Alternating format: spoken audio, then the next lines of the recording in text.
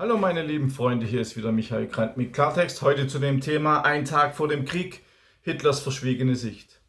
Warum wollen die Historiker, die deutschen Historiker, Hitler eigentlich nicht im Original hören? Wieso werden immer nur Satzfragmente und Teilsätze herausgenommen aus dem Ganzen? Was will man da konstruieren? Also in meinen Büchern erlebt ihr Hitler im Original ungekürzt, damit ihr euch ein Bild machen könnt.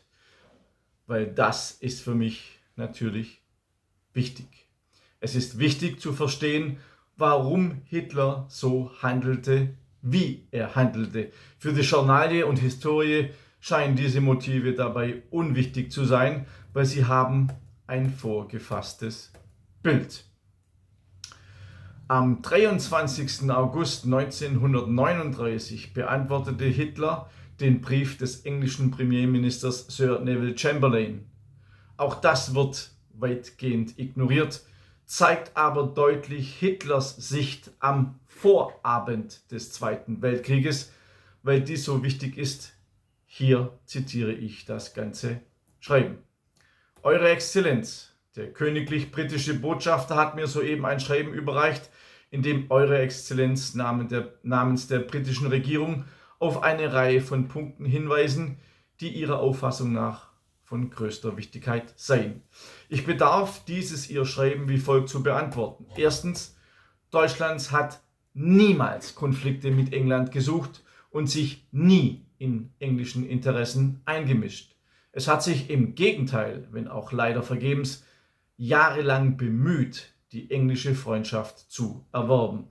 Es hat aus diesem Grund freiwillige Begrenzungen seiner eigenen Interesse in einem großen Gebiet Europas vorgenommen, die ansonsten nationalpolitisch nur sehr schwer tragbar wären. Zweitens, das Deutsche Reich besitzt, aber wie jeder andere Staat, bestimmte Interessen, auf die Verzicht zu leisten unmöglich ist. Sie liegen nicht außerhalb des Rahmens der durch die frühere deutsche Geschichte gegebenen und durch wirtschaftliche Lebensvoraussetzungen bedingten Notwendigkeiten. Einige dieser Fragen besaßen und besitzen zugleich eine nationalpolitisch und psychologisch für jede deutsche Regierung zwingende Bedeutung. Zu ihnen gehören die deutsche Stadt Danzig und das damit im Zusammenhang stehende Problem des Korridors. Zahlreiche Staatsmänner, Geschichtsforscher und Literaten auch in England waren sich wenigstens noch vor wenigen Jahren dessen bewusst. Hinzufügen möchte ich noch, dass alle diese Gebiete, die in der vorher erwähnten deutschen Interessensphäre liegen und insbesondere die seit 18 Monaten zum Reich zurückgekehrten Länder, ihre kulturelle Erschließung nicht durch Engländer, sondern ausschließlich durch Deutsche erhalten haben. Und zwar zum Teil schon in und seit einiger Zeit, die über 1000 Jahre zurückliegt. Drittens, Deutschland war bereit, die Frage Danzig und die des Korridors durch einen wahrhaft einmalig großzügigen Vorschlag aus dem Wege von Verhandlungen zu lösen. Die von England ausgestreuten Behauptungen über eine deutsche Mobilmachung gegenüber Polen, die Behauptung von Aggressionsbestrebungen gegenüber Rumänien, Ungarn usw. sowie die später abgegebenen sogenannten Garantieerklärungen hatten die Geneigtheit der Polen zu Verhandlungen auf einer solchen, auch für Deutschland tragbaren Basis beseitigt. Viertens, die von England Polen gegebene Generalzusicherung, ihm unter allen Umständen beizustehen, ganz gleich aus welchen Ursachen ein Konflikt entstehen könnte in diesem Lande nur als eine Ermunterung aufgefasst werden, nunmehr gedeckt durch einen solchen Freibrief, eine Welle furchtbaren Terrors gegen die 1,5 Millionen zählende deutsche Bevölkerung, die in Polen lebt, anlaufen zu lassen.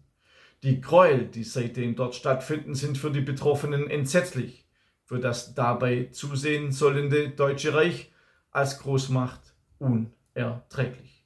Der freien Stadt Danzig gegenüber hat Polen zahlreiche Rechtsverletzungen begangen, Forderungen ultimativen Charakters geschickt und mit der wirtschaftlichen Abdrosselung begonnen. Fünftens. Die deutsche Reichsregierung hat der polnischen Regierung nun vor kurzem mitteilen lassen, dass sie nicht gewillt ist, diese Entwicklung stillschweigend hinzunehmen, dass sie nicht dulden wird, dass weitere ultimative Noten an Danzig gerichtet werden, dass sie nicht dulden wird, dass man die Verfolgungen des deutschen Elements fortsetzt, dass sie ebenso nicht dulden wird, durch wirtschaftliche Maßnahmen die freie Stadt Danzig umzubringen. Das heißt, durch eine Art von Zollblockade der Danziger Bevölkerung die Lebensgrundlagen zu vernichten. Und dass sie auch nicht dulden wird, dass sich sonstige weitere Provokationsakte gegen das Reich ereignen. Unabhängig davon müssen und werden die Fragen des Korridors und von Danzig ihre Lösung finden. Sechstens.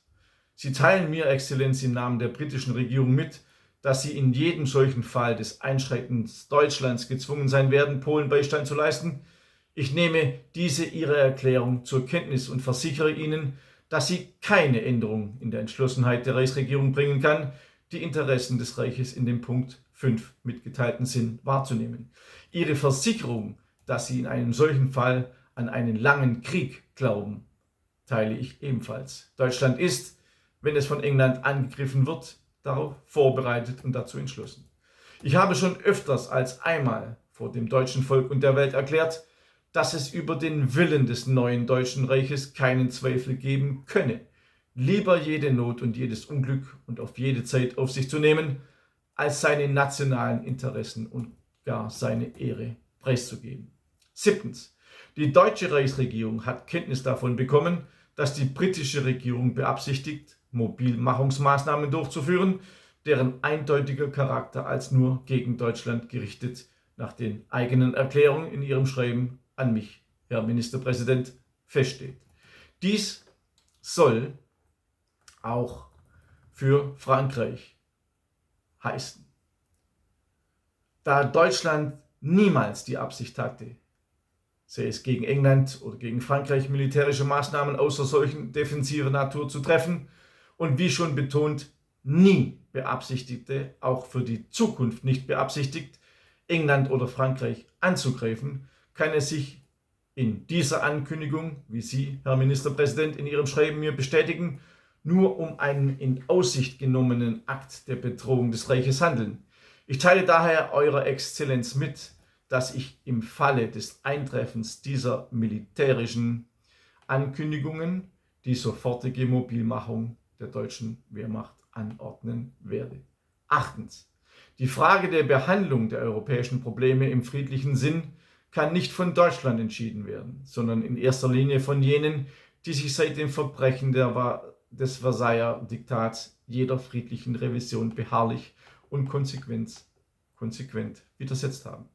Erst nach der Änderung der Gesinnung der dafür verantwortlichen Mächte kann auch eine Änderung des Verhältnisses zwischen Deutschland und England in einem positiven Sinne eintreten. Ich habe Zeit meines Lebens für eine deutsch-englische Freundschaft gekämpft, bin aber durch das Verhalten der britischen Diplomatie wenigstens bisher von der Zwecklosigkeit eines solchen Versuches überzeugt worden. Wenn sich dies in der Zukunft ändern würde, könnte niemand glücklicher sein als ich. Gezeichnet Adolf Hitler, Zitat Ende.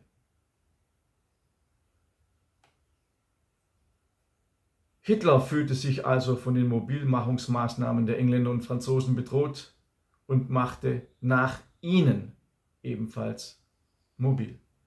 Hitlers Antwort an Chamberlain zeigt eine Verbitterung darüber, dass die Engländer trotz jahrelangen Werbens um ihre Gunst so unnachgiebig blieben und das Problem, das sie selbst durch den Versailler Vertrag geschaffen hatten, nicht im Sinne des Staates lösen wollten, dem man die deutschen Gebiete gestohlen hat.